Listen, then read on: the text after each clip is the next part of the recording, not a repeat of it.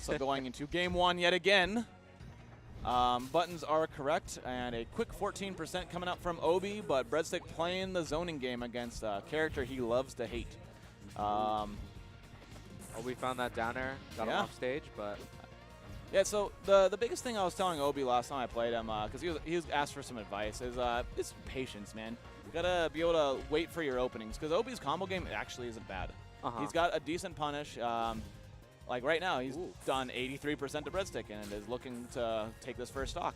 And some excellent patience on that recovery right now, too. So I just told him it's like the whiff punishing is really, really strong against Clairen. So if you're going to try to play aggro, a lot of times it's not going to be the best choice, you know? Right. But yeah, Obi looking pretty good already. Only 32%. Breadstick does find the parry. Yeah, Bread realizing Obi landed like I think 2 or 3 down airs to get conversion, so he landed that parry. Yeah, that's a lot of the the newer Clairens or even like the mid-level Clairens too will just rely heavily on that down air, which can make or break it really. Because if your opponent doesn't parry it, it's just like icicles or anything else. Like you can abuse the heck out of it. Oh, calls him out with that up air. Let's go, Obi. I'm surprised that sweet spot, but wow. I think it has something to do with the up special hurt box from Absa, you know? Huh, okay. I guess I haven't but right away. Yeah, I guess I've never gotten a good look at it, but it's definitely a little weird. And sometimes I feel like the smaller hurt boxes are easier to tipper, if that makes sense. Like sometimes it's harder to tipper Edalus and Crag, in my opinion, than it is to tipper the other characters. I guess that makes sense. Yeah, that was actually one of my biggest problems starting out as Clairen was like I could never get tips on these big guys. I kept hitting them around the same area. Yeah. But like you needed the edge of their hurt box to be on there instead of like where you would normally hit the center of them like other characters. Right. But yeah, so Obi takes the first stock and actually has a pretty solid lead on the second one right now. Breadstick did answer in turn with a couple up airs of his own. But yeah, Obi looking to close out a second stock and get a lead. Ooh. I think Obi might have been looking for a parry right there. He just kind of ran towards Cloud and just, you know, kind of waited. It catches you sometimes, but. Indeed. One thing he did there when he goes back and watches, so he did a down air on grounded Breadstick, and he went for the up strong there, but he could have gone for it sooner and actually could have gone for it on that first down air for the first kill. But since he did not go for it, he kind of tried to follow the DI after the down air, and at 140%, I think is what Bread was at when it hit. You can just let it rip before they even move. You don't need to wait for DI. Yeah, because they'll still be right now, like right there. Exactly. Okay, so he knows. He just kind of maybe didn't expect the down air to hit or something. Yeah, so 2 stocks to 1. Obi looking for some extra credit here. Yeah. Maybe catching Breadstick a little off guard with this clean Clairen play. Yeah, I like this more conservative play from him. It's really working. And yeah, the short hop nairs and the retreating fares. This is really nice.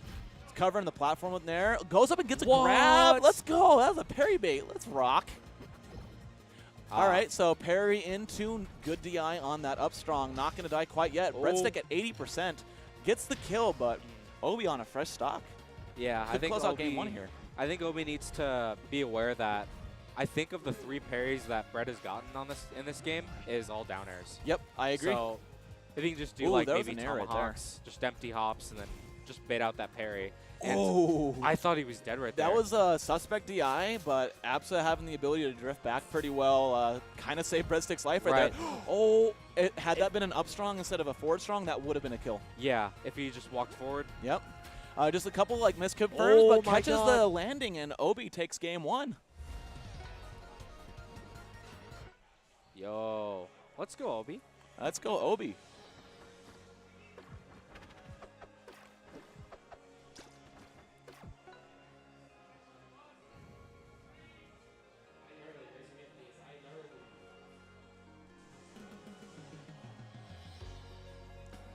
All right, so Obi with the 3 bans. Breadstick switched over to Orcane. Obviously, Obi had kind of called out a lot of Breadstick's aerial options there, caught a lot of landings. Maybe he's thinking that if he stays more grounded as Orcane, that'll be a little bit different. Maybe get in his face a little bit. And right off the bat, get some aggression, gets a nice parry on the down air, and Breadstick rolling twice into the ledge of the stage. Maybe a little scared. Maybe. Or maybe just a missed input. I don't know. Maybe a missed wave dash. I don't know. It could be anything. But right away, getting a nice 77% on this first stock, night and day difference from his Absa last game. Right. Which is weird because Absa is normally his counter pick for Clairen, but Obi was just on point with it, man. Yeah, Bread missed his waveland right there, and I think he was looking for a jump off that platform into another up air. Indeed. Will recover here, and Breadstick goes for the cheeky up B instead of a puddle forward strong, but Obi, a little scared, falls off and dies with the drift back, misses the ledge cancel. Yeah, I don't blame Obi because not at all. He was going, I mean, he wasn't in a good spot. And yeah, if Breadstick had done a puddle forward strong, the ledge cancel would have been the only way that he had even a chance of dodging it. So right. It was a smart drift, just missed it barely, honestly. Yeah. And no puddle. Breadstick does the double jump back here onto stage. And Obi trying to find this stock. Not going to get it quite yet, but that was really promising right there with that dash attack. Yeah.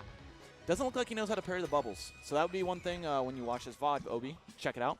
And learn how to parry bubbles because it's a sliding parry. You just run in and you do a diagonal down slide into the parry button. Yeah, it's one of the more awkward things to learn how to parry in the game, but yeah. Once you get it down, you almost never forget. Yep, Dino said he finally learned how to do it like last week. So it's even some of the more experienced players are unfamiliar with the bubble parry. Right. And it's something that if you don't know it, Orcanes can abuse the heck out of it. Like we mentioned with down air. Just one of those things. Yeah. I think another thing Obi can maybe work on too is whenever he's standing at ledge, I think he's always, from what I've noticed, he's most of the time looking for an F smash to just like punish landings or catch like his opponent or whatever. Yeah. But Bread's kind of realized that from the first game, and he's been bubble bunting back and just kind of catching him off guard. So. Clairen has really good non-committal tilts and aerials that you can really utilize to continue an edge guard.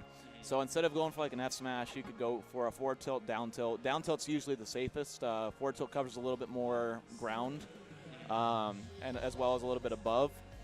You can always do a short hop nair or even a short hop forward air, full hop forward air, something like that. But something that doesn't really commit you to the strong attack option. Right. So Obi switching to the raster.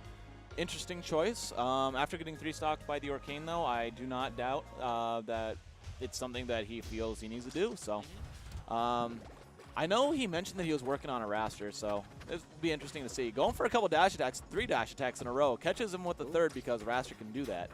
Yeah. Breadstick, though, continuing right where he left off with the parries. And, nice plat drop to bait that aggression and come back up with an up air. Yeah.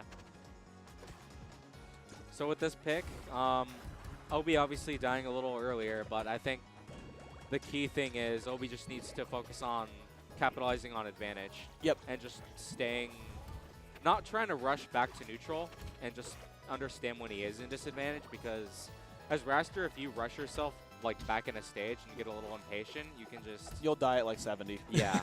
It gets really bad, especially against Orcane. Yeah. Because he can just like up air you. Right there. Yep. Bread forces him to go high with the bubbles and then calls out the aerial movement with the up air and gets an easy kill. Yeah. It's something that, like, so Breadstick in this matchup as Orcane, generally Orcane really can't DI out of a lot of raster stuff because of the bad aerial drift of the character. However, if you're not one of those more experienced rasters that can really get those crazy confirms like you'll see from, like, you know, the Blues and the Windows of the world, this can be like a deadly matchup for raster, honestly, because the Orcane can really just kind of do whatever he wants and net some early kills. But Obi goes squaw and he evened up the stocks. Yeah, Breadstick getting some bad DI on it. Would have been hard to DI it even as it was, because he was at like what, like 150%. I'm not sure. Pretty high. He was pretty high though, yeah. Oh, Bubble Butt gonna catch the back air with that trade. And if you're not ready to trade with Bubble Butt, you're going to die off a bad DI. Because that was Obi drifting backwards and just getting caught. Landing back air. I've seen that a couple times. Oh, the double! He wall jumped. That's it. So Breadstick takes it 2-1, but Obi doing a great job taking game 1. Yeah.